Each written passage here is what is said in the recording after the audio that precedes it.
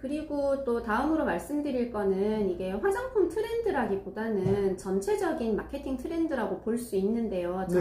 전 시장에 그 예전에는 세그멘테이션을 좀 했었어요. 그러니까 20대 중에서도 여드름이 있는 분, 이제 이런 식으로 굉장히 고객을 세분화해서 좀 보는 부분이 있었거든요. 네네. 그런데 가성비나 가심비 이런 부분이 그 이제 점차 대두가 되고 있다 보니까 이게 장면으로 넘어와요. 그러니까 세그멘테이션에서 장면으로 넘어오게 됩니다. 잘 이해가 안 가요. 네네.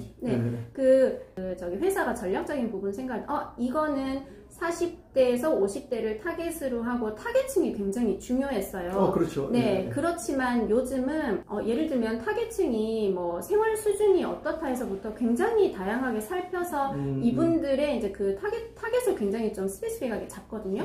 그런데 이 부분이 나의 일상 생활 수준은 그냥 시장에 5,000원짜리 화장품이지만 일상생활은 그렇지만 나를 만족시켜주는 거는 설화수다라고 하면 설화수를 사요.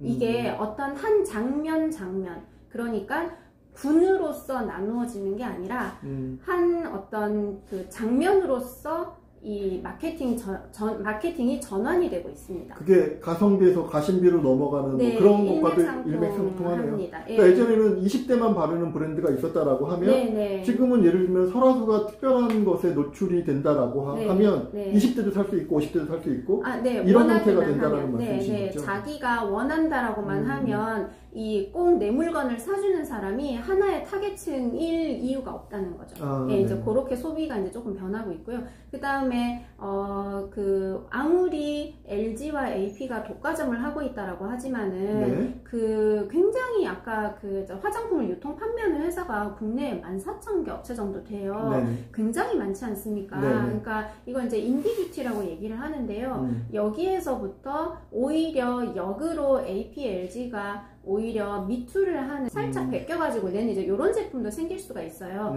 이거는 그 스트리밍이라든가 왕들이 방송을 하면서 그러니까 뭐 흔한 제품 안 하거든요. 그러니까 좀 더 독특한 제품, 재밌는 제품 이런 인디뷰티들이 이제 곳곳에 이제 스며들게 되어 있는 거죠. 그래서 굉장히 다양화, 그다음에 그 실시간의 스트리밍 라이프 스타일 이제 이런 거에 그 의식이랑 개념이 있는 소비를 하는 이제 이런 쪽으로 계속 가게 된다. 그러니까 점점점 어려워지는 거죠. 굉장히 복잡하고 어려워지는 이런 트렌드 쪽으로 가고 있습니다. 그러니까 결국은 다양성이 늘어나다 보니까 그 다양성에 일일이 맞추기에는 대기업은 적절하지 않고 저처럼 뭐 저나 우리 게스트님께서 특정하게 뭐 브랜드 하나 만들어가지고 그런 것을 이제 인디라고 표현을 하시는 거죠.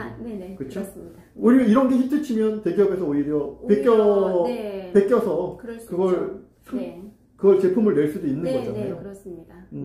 요거는 이제 20년 전쯤 일본에서 조금 이제 이런 경향들이 있었는데 이제 그게 지금은 우리나라에서 조금 이제 유행하고 있는 것 같아요.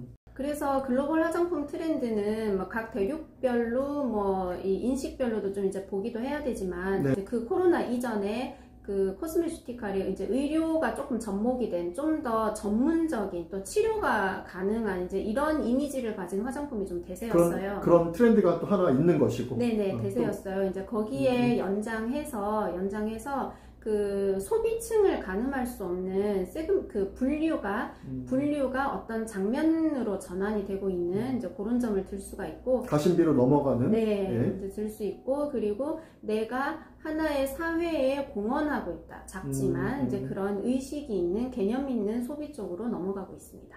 거기에 더해서 다양성까지.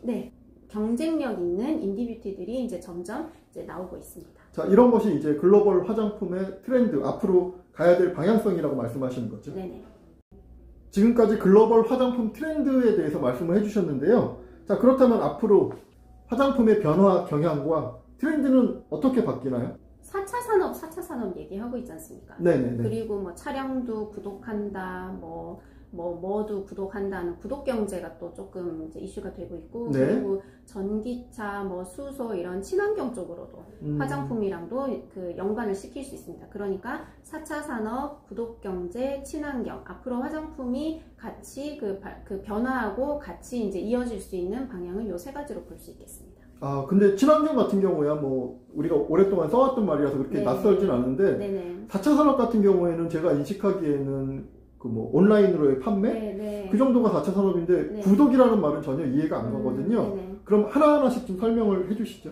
네. 네. 4차 산업이랑 연관을 해서요. 어떤 네. 걸로 연계를 할 수가 있냐면 네.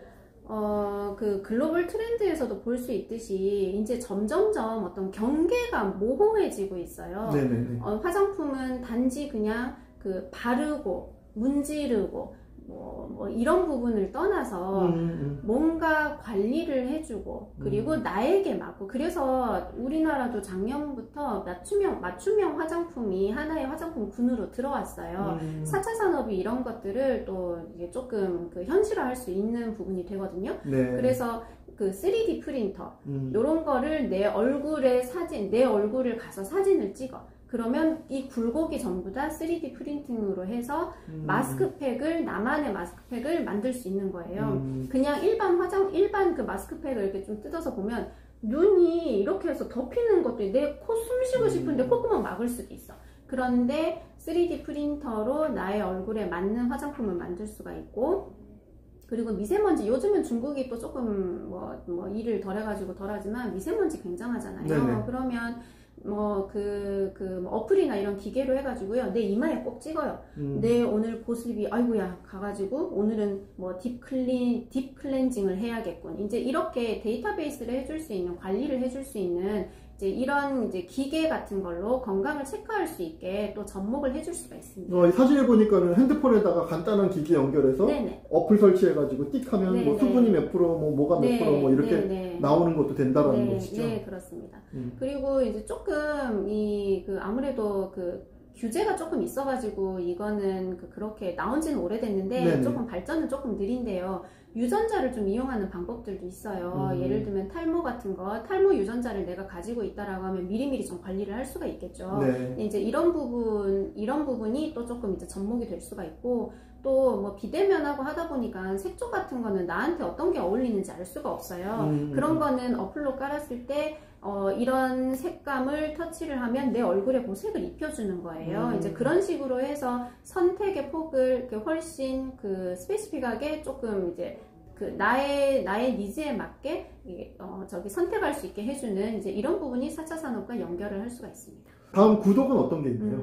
구독도 4차 산업이랑 조금 일맥상통할 수가 있어요. 네네. 이게 정말 사람마다 전부 다 피부 타입은 틀리지 않습니까? 그런데 그냥 우리는 일반 지성, 복합성, 건성 피부 주로 이렇게 크게 이제 군을 나누고는 있어요. 그렇지만 나는 복합성이라고 해도 이마보다는 턱이 좀 더 지성이다. 뭐 이제 이런 개별 차이가 굉장히 많아요. 이런 빅데이터들을 활용을 해서 네. 다품종 소량 생산을 지향을 하는 게 구독 경제인 거죠. 이제 구독 화장품인 거죠. 네. 그래서 한 달에 한 번씩 나의 어떤 라이프 스타일 혹은 바이오리듬 혹은 나의 어떤 특별한 어떤 다음 달에 결혼을 한다 이러면 두세 달 전부터 그거에 맞게끔 화장품을 내가 선택을 할 수 있는 거죠. 이런 식으로 나의 라이프 스타일에 맞춰서 한 달에 한 번 혹은 보름에 한 번 이렇게 배송을 받는 이런 구독 화장품이 요즘은 점차 생겨나고 있습니다.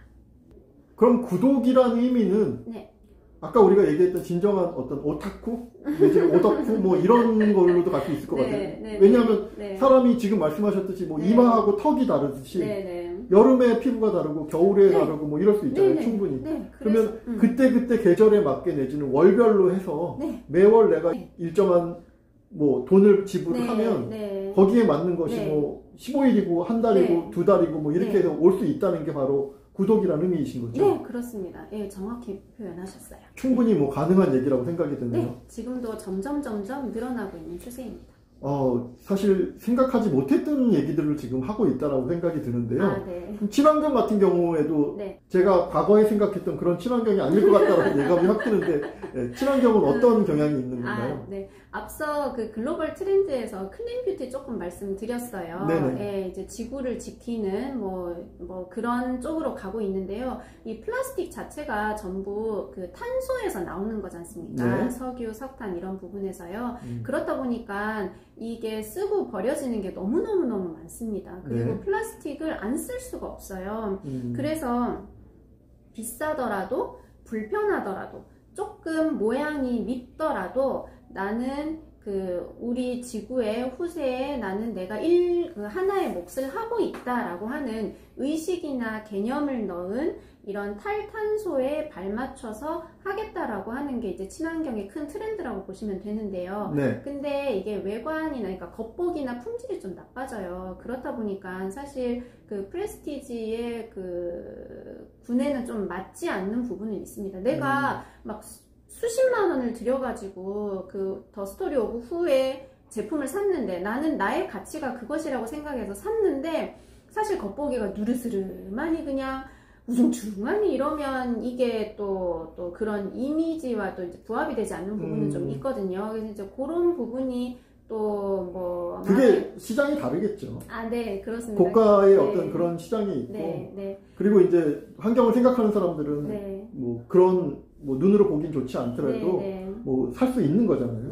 좀 구분해야 될 것 같아요, 그 시장은. 그죠? 아, 네, 그렇습니다. 그래서 오히려 또 재생하는 게 또 좀 비싸요. 그래가지고 또 뭐 보기 안 좋은데 비싸기까지? 네, 심지어 비싸요. 그래서 뭐 러쉬 여성분들은 많이 아실 거예요. 러쉬 생각하시면 되세요. 이게 제형도 굉장히 불안정하고 사실 화장품쟁이가 볼 때는 뭐야 이거 이제 이런 제형들 굉장히 많습니다. 그리고 뭐 6개월 이내 쓰세요 이렇게 얘기를 하시는데 뭐 오랫동안 한 번 출시를 해서 사실 소비자선이 들어가가지고 돌 때까지는 한 3년 정도의 기간을 줘야지 이게 시장에서 이렇게 어느 정도 유통이 돼요. 근데 러쉬 같은 경우에는 뭐 사서 3개월 만에 쓰세요, 6개월 만에 쓰세요라고 하는데 이게 끊임없이 그 어떤 가치가 있게 영속을 할 수 있는 거는 아마 이런 친환경에 큰 모토가 있기 때문이라고도 보여집니다.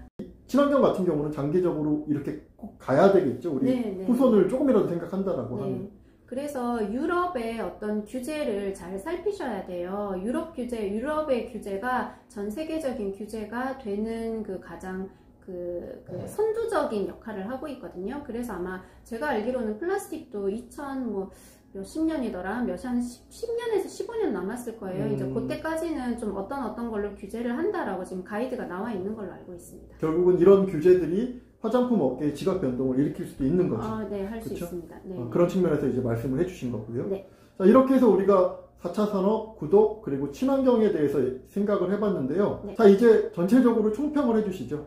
아, 네.